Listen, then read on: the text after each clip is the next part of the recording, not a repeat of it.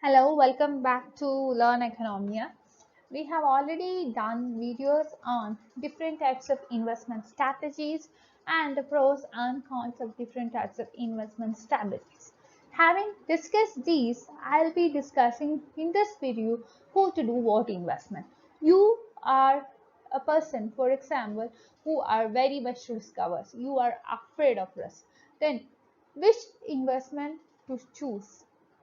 If you are a person who love the risk a lot, then which is the type of investment strategy that you have to choose?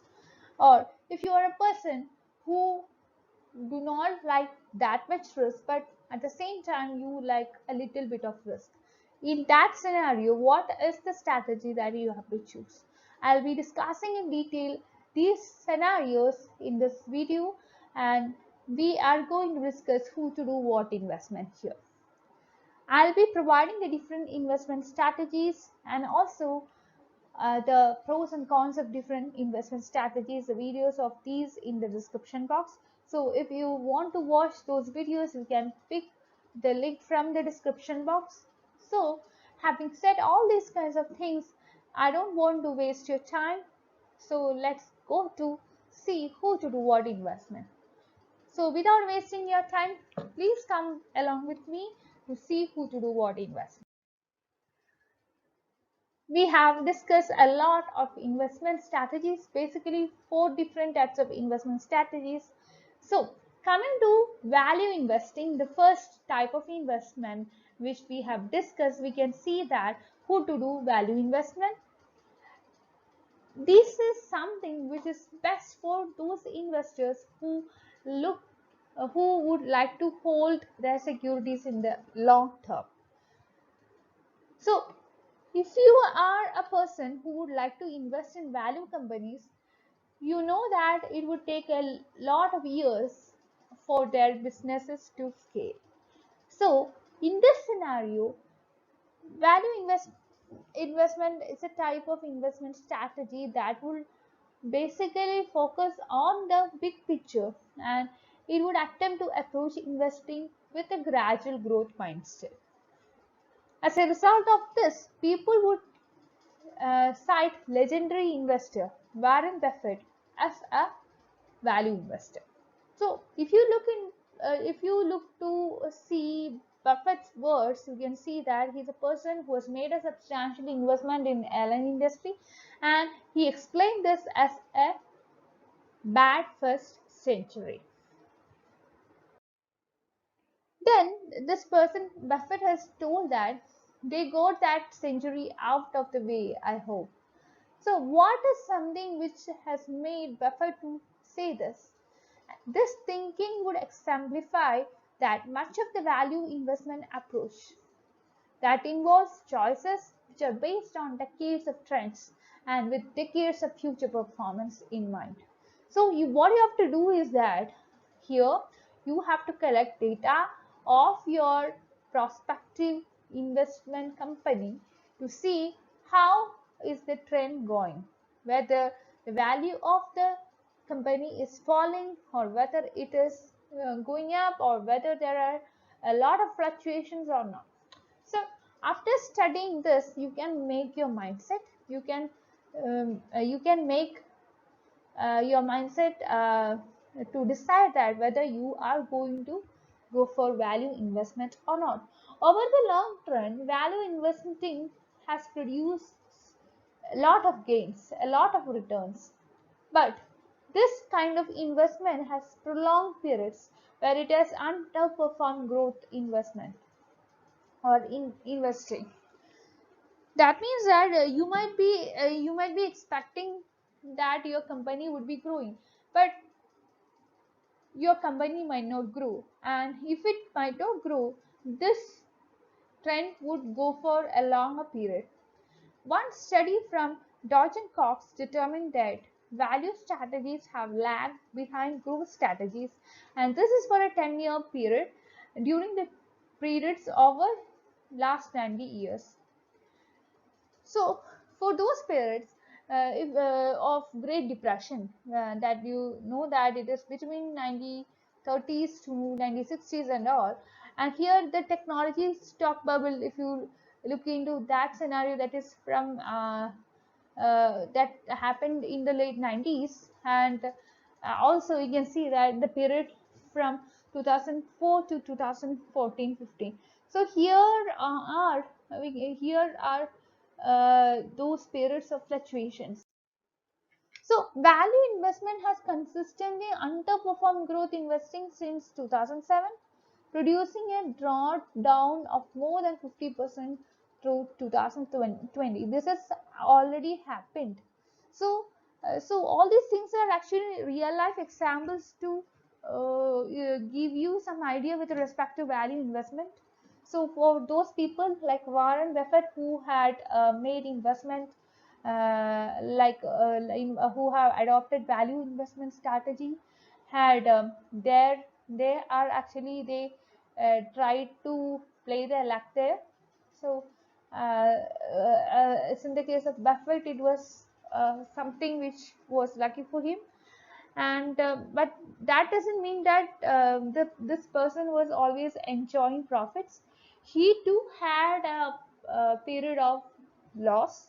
So coming to value investment, it is something which remains to be seen whether value stocks will regain their luster in the near future.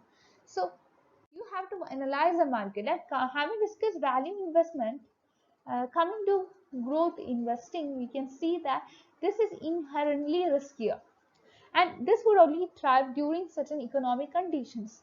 And what are these economic conditions? Investors would look for shorter investment horizons with greater potentials. And if you look into the case, if you compare growth investing and value investing, you can see that value companies are best suited for growth investing. Growth investing is something which is ideal for those people or for those investors who are not concerned with investment cash flow or dividend. So if you are ready to sacrifice your dividend, if you are thinking that I don't want dividend, but what I need is a huge profit.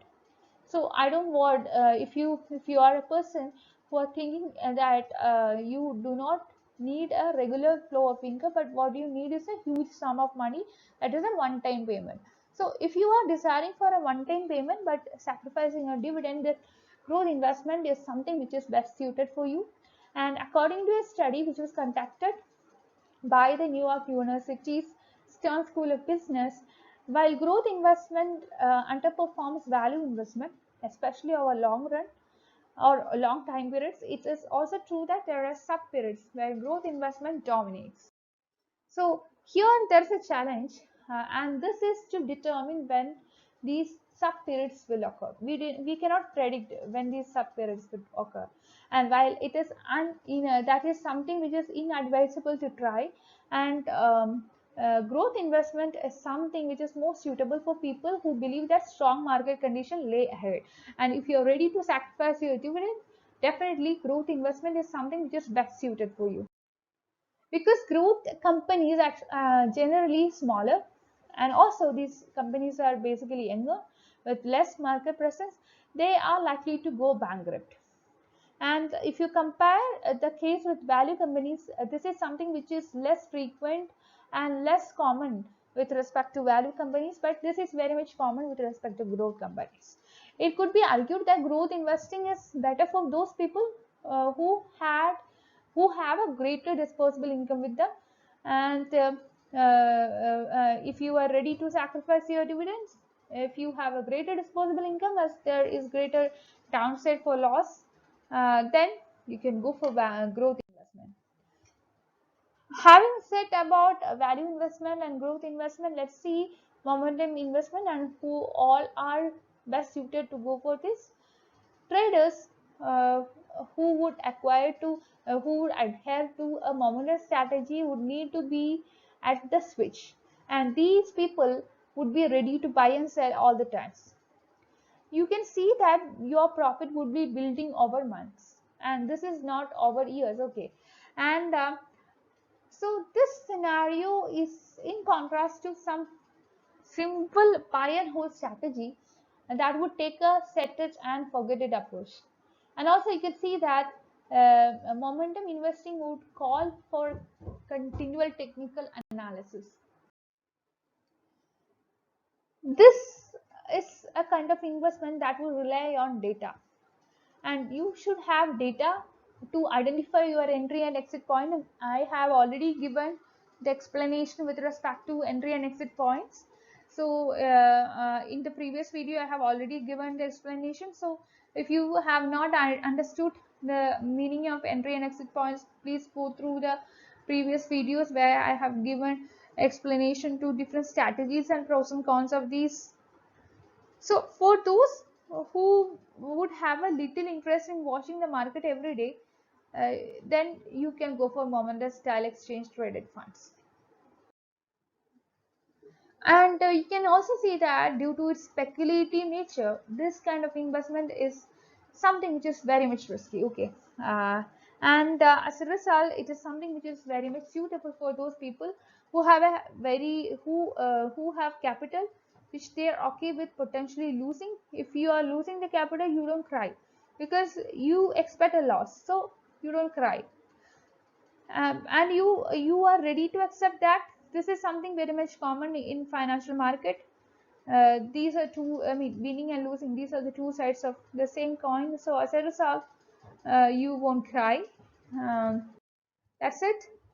With that, we are going to the final thing, that is the dollar cost averaging. Who are the who are the people who would be suited for doing dollar cost averaging? So we can say that this is a wise choice for many people. I mean, many investors would choose this kind of investment because some people, they would be committed to saving while reducing the risk, and also it is something which is very much away from the effects of volatility.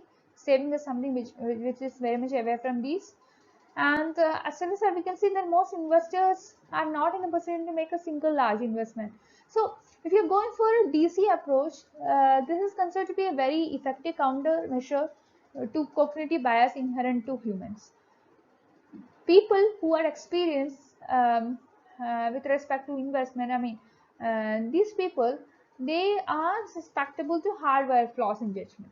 And if you are a risk averse person, then then this would be causing us to view the gain or loss of an amount of money asymmetrically, because you are afraid of your loss. And you can see that confirmation bias will lead us to focus on and remember information that would confirm our long held beliefs while ignoring contradictory information.